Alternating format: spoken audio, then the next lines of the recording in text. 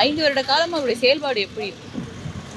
5 வருட செயல்பாடு எடுத்துக்கிட்டோம்னா, முதல் நாள் அவர் பிரச்சாரத்தை ஸ்டார்ட் பண்ணும்போது, அங்க இருந்த மக்கள் அன்னைக்கு வந்து மீடியால எல்லாம் பார்த்தா தெரியும். முதல் நாள் அவர் பிரச்சாரம் பண்ணும்போதே ஒரு சாக்கடைக்குள்ள இறங்கி போய் தான் பிரச்சாரம் பண்ணாரு. அப்படிதான் இந்த தொகுதி இருக்கு. இந்த தொகுதி ப்ளஸ் மதுரை ஃபுல்லாமே சாக்கடைக்குள்ள தான் வேட்பாளர்களும் சரி, மக்களும் சரி போய் பிரச்சாரம் பண்ணிக்கிட்டு இருக்காங்க.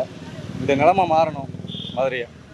அவருக்கு மாற்றாக வேற 3 கட்சிகள் இருக்குதுங்க. என்டிஏ கூட்டணியா இருக்கட்டும், டிவிகே, நாம் தமிழர். இதுல யார் வந்தா நல்லா இருக்கும்? எதனால? எந்த கட்சி வேணும்னு நினைக்கிறீங்க? இப்போ டிவிக்கே, நாம் தமிழர் இவங்கெல்லாம் எடுத்துட்டோம்னா, இவங்க வின் பண்ணுறதுக்கான வாய்ப்பு எப்படின்னு சொன்னால் அது இல்லை.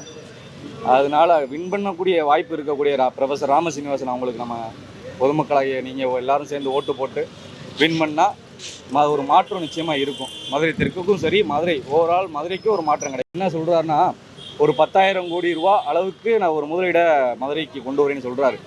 அதனால் எங்களை மாதிரி யங்ஸ்டருக்குலாம் வேலை வாய்ப்பு கிடைக்க வாய்ப்பு இருக்குது. அது ஒரு நல்ல அவரோட தேர்தல் அறிக்கையை நாங்கள் பார்க்குறோம்.